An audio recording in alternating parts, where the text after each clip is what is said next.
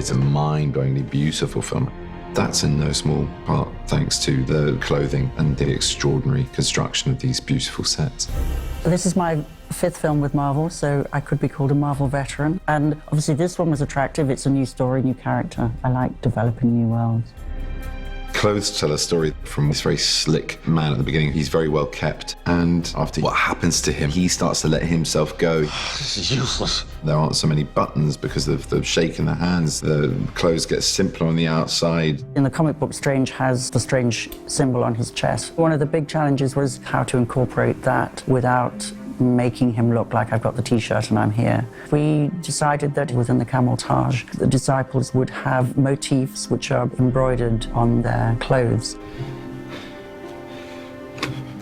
These are stunt versions of our Eye of Agamotto. They're soft rubber and they've also been lit. There's various versions of the eye, so there's a closed, there's some where the hands are in different positions. This eye in particular has got lights behind it. The cloak is a huge challenge because it has to do so many things. It needs to move, it needs to behave, it needs to be extraordinary. The cloak of levitation. It came to you. We've made a kind of the walking, talking, the full glory cloak. We've made an action cloak. We obviously then, when we use wire work, we have to make a cloak that doesn't foul on the wires. So there are different weights, different lengths, different shapes, different collars, all kinds of things.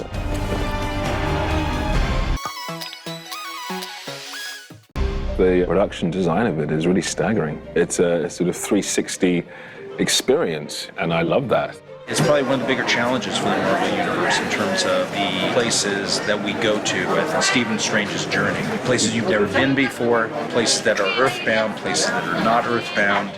And what's fun is taking a location and making it a character in the film. Charles Wood, a production designer who did Thor: The Dark World for us, The Guardians of the Galaxy, Avengers: Age of Ultron, he is making this film feel different and look different from any of the films that have come before. It was so out there, this film. Marvel do encourage you to go as far as you possibly can and then quite a lot further. Kathmandu, in Nepal, you know, it's the most extraordinary place I've ever been to. We had 4 days shooting for real in Kathmandu, and then we built Kathmandu on the stage.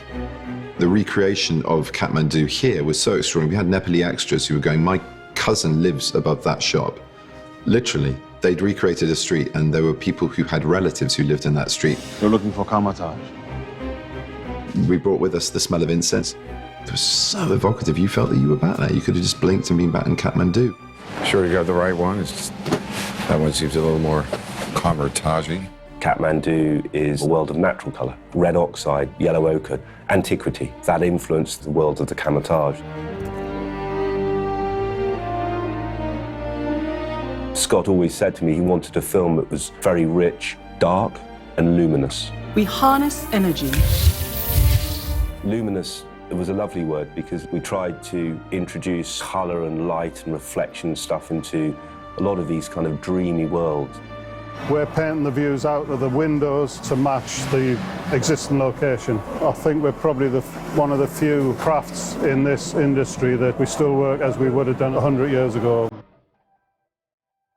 And then you go to a more modern world. You have the New York Sanctum.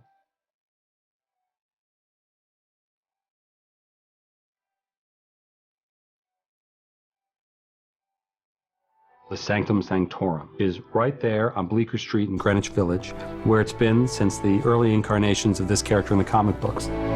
That's one area which the comic books did show us, but what we wanted to do was give it a twist. So we tried to come up with a slightly odd mix of architectural styles. You can't quite put your finger on when this house was built. This Sanctum Sanctorum is utter magic, no pun intended. And they're also really going for the details. It's a free gift, right? We don't have to pretend that we're here. We are here. It is extraordinary to work in environments like this because it's so vibrant that you feel that you're in an other space or dimension or world. The New York Sanctum actually at one point tips on its end. So we had to have corridors built for some of the stunt sequences. One was a gimbal corridor with rubber walls so that Strange can be thrown from side to side without hurting himself. Strange goes into these magical spaces. You're never quite sure when you open that door on a real set what you're going to step into. We went on several scouts to Hong Kong and wandered around and looked at the architecture and looked at how people live on a commercial level as well. The big challenge was scale. I wanted Benedict to walk into it and go, oh, you know, oh my God. Action! Hong Kong, this incredible outdoor set on the side of one of the stages in Longcross, which is one of the biggest, most extraordinary sets I've ever seen. It's basically elements of the whole of Hong Kong, Kowloon, brought together in one street. We sort of matched about, I don't know, 60 or 70 buildings and created this 600-foot set. Basically, you could cook some food at those stores. You could go and have something mended in one of those metal workshops. You could have a card printed in the paper shop. They're all functional machines. It's just mind-blowing. Every set is a sublime work of art where you can just turn anywhere, act anywhere. It gives endless scope for creating the best possible version of those scenes on the page into a cinematic reality. For someone like me, you couldn't be in a better situation because you can explore so many different worlds, even within one film. Every single set is a reminder of how big a universe you're part of, how big a franchise you're part of, and it's utterly inspiring.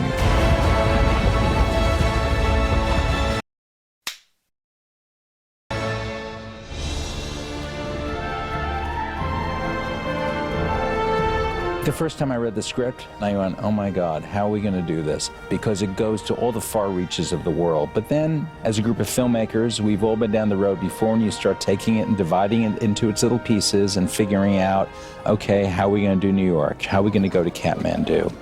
We are in some pretty incredible locations that not only has Marvel never shot in before, but a lot of movies haven't shot in before. You see things on location that you didn't imagine and that spark new ideas. The Holy Tours, that one will get a cleaner POV shot. Scott's mission, I think, was to give as much real-world live action as possible so that then everything that's so fantastical about this story can have a basis in reality. Kathmandu in Nepal is this amazing, beautiful, vibrant, chaotic city of 2 million people nestled amongst the Himalayas. And we went there and we found this incredibly big city, jam-packed with people and noise and life. We scouted Kathmandu in the fall of 2014, and shortly thereafter, there was a cataclysmic earthquake. And we had fallen in love with the city and the people, and it was a real concern, would it be safe for us to go there? We felt it was the right thing to do. The people there opened their hearts and their homes and their businesses to us. Hit it. How to play a singing bowl. You don't hit it like that. What you have to do is... Oh man, it's amazing how After visiting Kathmandu, I told the production designer, I want windows everywhere. I want to be seeing out into the city all the time, you know, so the presence of the actual city itself are always visible, because the flavor of it is unlike any other place. And action! We started shooting in Nepal, and so it was great to get a sense of the reality of that place. And good for my character, Mordo, to connect with the sense of spirituality that you find in places like that. There's no place on the planet like Kathmandu. You know, it is a city with virtually no Western influence. It is so deeply mystical and religious in the most peaceful, beautiful, colorful way. We filmed on what's called the Monkey Temple, which is right up on this hill. And side by side, you have Hindu shrines with this huge Buddhist stupa with prayer wheels and Tibetan prayer flags. It's like going back to school again. It's like going the best field trip of your life making these movies, because you end up at the Monkey Temple in Kathmandu. It's been kind of a wild day. This is still very much a working temple. We're very much throwing ourselves in the real Kathmandu with all the citizens hustling and bustling around us, and having to work our way through all that, which is a challenge, but also gives you so much in camera as you get the real sights and sounds and excitement of the city.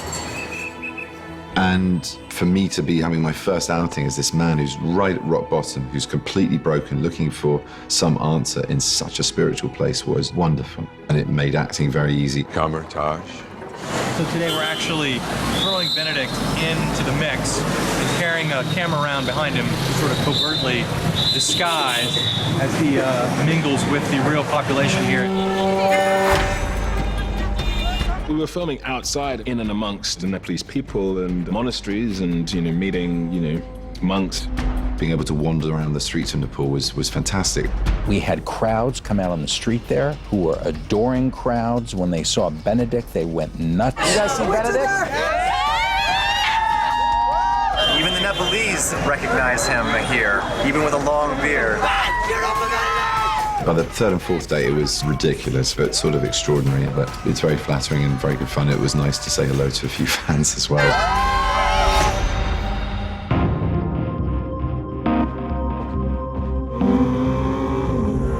And there's some shooting in New York, where the Sanctum Sanctorum exists. It's fun to take a surgeon who is used to being in the penthouses on Fifth Avenue into Bleecker Street and into Brownstone on the outside. Inside, of course, it is somewhat of a nexus between many different realities.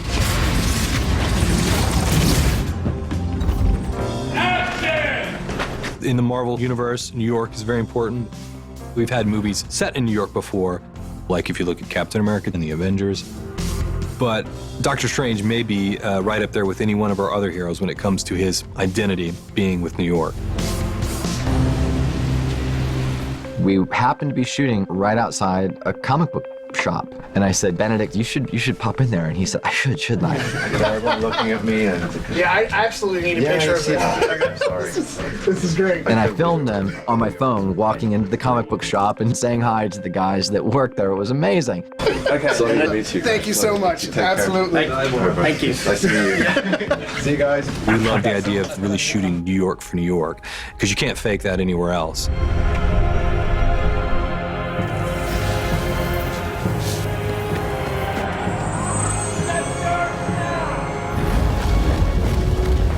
And that is another icing on the cake, right? I mean, if you're in this business, you have to film at least once in New York, and this is mine.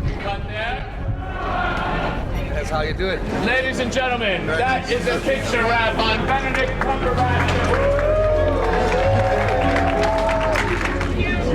He's a New Yorker. Doctor Strange is a New Yorker, and we're definitely going to make that a big part of his journey.